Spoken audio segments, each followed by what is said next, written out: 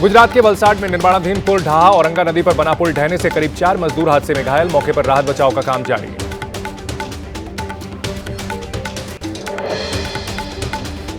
अमृतसर में कई प्राइवेट स्कूलों को ईमेल के जरिए बम से उड़ाने की धमकी। स्कूल प्रबंधन ने बच्चों को भेजा घर, सहम गए लोग।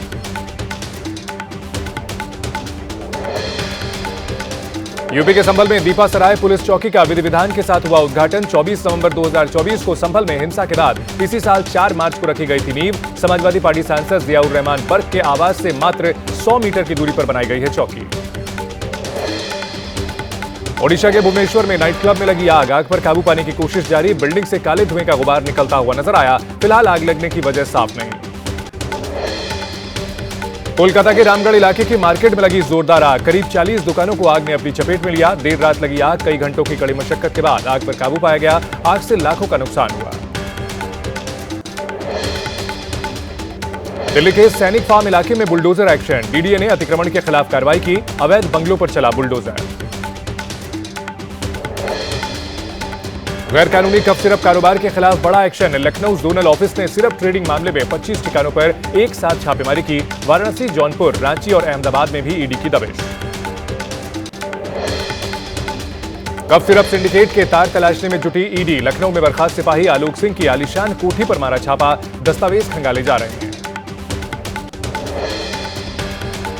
यूपी के सहारनपुर में सिरप तस्करी सिंडिकेट में ईडी की बड़ी कार्रवाई।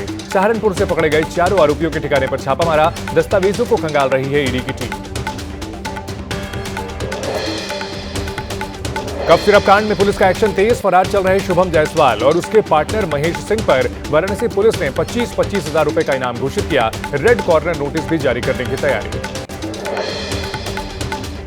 यूपी के वाराणसी में ईडी की छापेमारी। आरोपी शुभम समेत उसके सहयोगियों के घर पर छापा। बादशाहबाग, प्रहलाद घाट समेत कई जगह छापेमारी हुई है।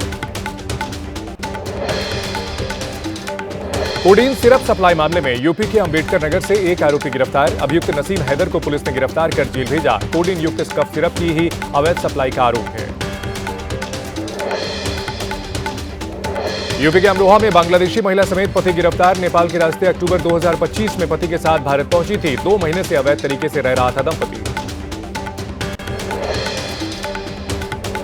यूपी में घुसपैठ के खिलाफ बड़े एक्शन की तैयारी। बांग्लादेशी रोहिंग्याओं की पहचान के लिए शहर में अवैध बस्तियों की बनेगी सूची। अभियान चलाकर अवैध बस्तियों के काटे जाएंगे बिजली कनेक्शन।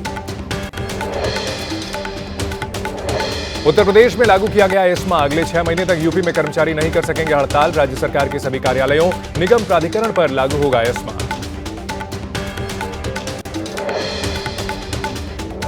इंडिगो संकट मामले में डीजीसीए का एक्शन। शुरुआती जांच में डीजीसीए ने 4 फ्लाइट ऑपरेशन इंस्पेक्टर को नौकरी से हटाया। सभी इंस्पेक्टर इंडिगो की उड़ानों की सुरक्षा और संचालन की जांच देखते थे। उड़ान संकट को लेकर इंडिगो के सीईओ पीटर एल्बर्ट्स को आज फिर डीजीसीए की 4 सदस्यों वाली कमेटी के सामने पेश होना है। कल भी सवाल जवाब हुए थे। डीजीसीए ने इंडिगो ऑपरेशन की कमान संभाल ली है। उड़ानों में भारी देरी और कैंसिलेशन का सामना करने वाले प्रभावित यात्रियों को 10,000 का ट्रैवल वाउचर दिया जाएगा।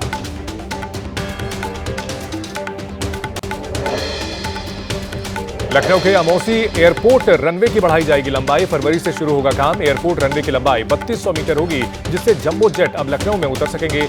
यूरोप, अमेरिका के लिए सीधी उड़ानें मिलेंगी। आंध्र प्रदेश में दर्दनाक सड़क हादसा। अल्लूरी सीताराम जिले में पलट गई बस। 10 लोगों की मौत, कई लोग जख्मी। बस में कुल 37 यात्री सवार थे। गोलियों की तड़तड़ाहट से फिर गूंजी राजधानी दिल्ली। शाहदरा इलाके में 50 साल के व्यक्ति को बाइक सवार अपराधियों ने 3 गोलियां मारी। मामले की जांच शुरू। यूपी के हापुड़ में पुलिस और बदमाशों के बीच मुठभेड़। पुलिस की गोली से एक बदमाश घायल। चोरी के गहने, कैश, हथियार बरामद। दूसरा बदमाश फरार होने में कामयाब। राजस्थान के सीकर में कृषि मंडी में चोरी। एक साथ 15 दुकानों का ताला तोड़कर की गई लाखों की चोरी। सीसीटीवी में कैद हुई घटना। पुलिस नकाबपोश चोरों की तलाश में जुटी है। लखनऊ में खुले में शराब पीने वालों के खिलाफ पुलिस का अभियान। मड़ियाव इलाके में 92 लोगों का चालान काटा गया। पुलिस ने सभी को सख्त हिदायत दी है।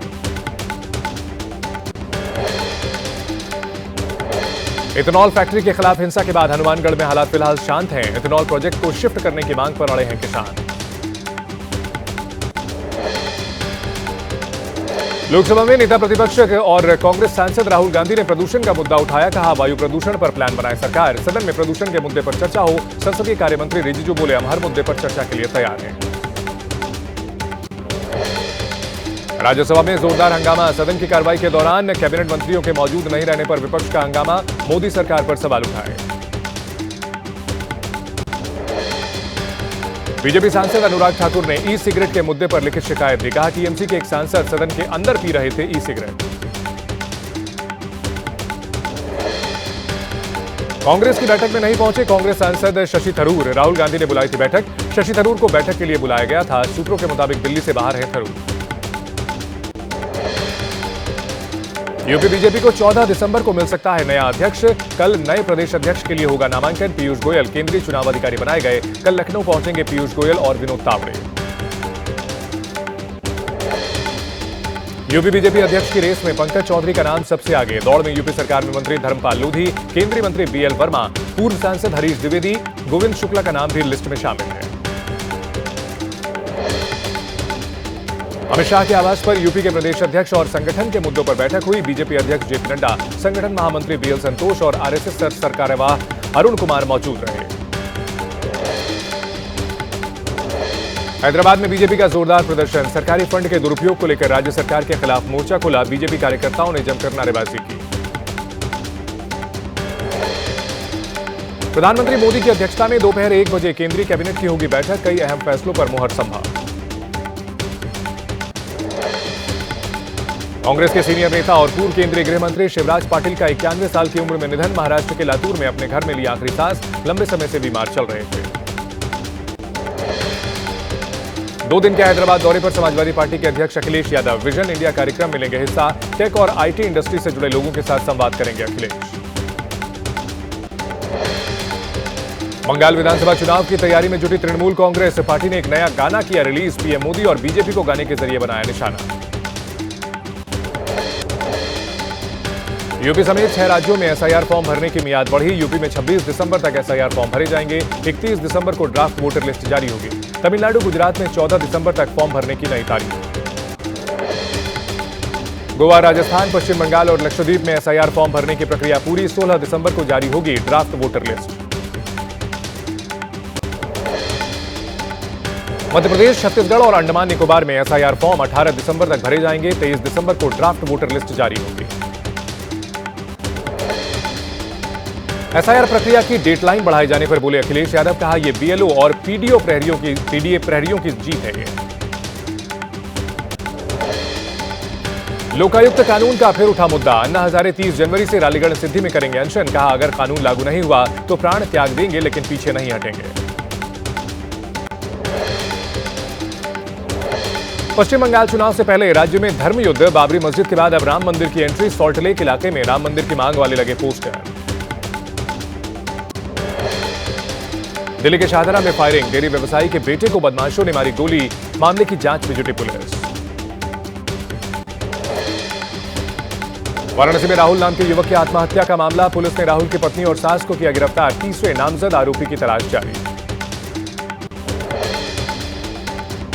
लखनऊ में खुलेआम कार सवार बदमाशों की दबंगई। अंधे की चौकी के पास की एक शख्स की पिटाई। मौके पर मौजूद सिपाही के साथ भी धक्का मुक्की और अभद्र भाषा का इस्तेमाल किया। राजस्थान के राजसमंद में रेस्क्यू के लिए पहुंची वन विभाग की टीम पर पैंथर ने किया हमला। 4 लोग घायल। सभी को इलाज के लिए अस्पताल में भर्ती कराया गया।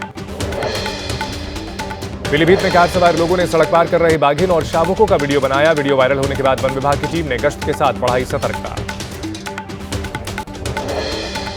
कोयम्बटूर के रिहायशी इलाके में घुसे जंगली हाथियों को वन विभाग ने भेजा वापस। सुबह सुबह कीर्तनम नाले के पास दिखा था जंगली हाथियों का झुंड। वन विभाग ने कहा, कभी भी हाथी को ना करें। यूपी के बिजनौर में बंदरों से परेशान किसान फसलों को नुकसान से बचाने के लिए भालू की ड्रेस में कर रहे निगरानी। बंदरों से फसलों को बचाने के लिए निकाला नया तरीका। दिल्ली सहारनपुर रेल मार्ग पर टल गया हादसा। ट्रैक पर रखे लोहे के पाइप से टकराई मालगाड़ी। लोको पायलट ने इमरजेंसी ब्रेक लगाते हुए रोकी ट्रेन। स्टेशन मास्टर ने एफआईआर दर्ज कराई। राजस्थान की रोडवेज बस में ट्रांसजेंडर वकील का महिला कैटेगरी में टिकट काटने पर हंगामा। वकील और कंडक्टर के बीच हुई बहस। विवाद बढ़ने पर थाने पहुंची बस।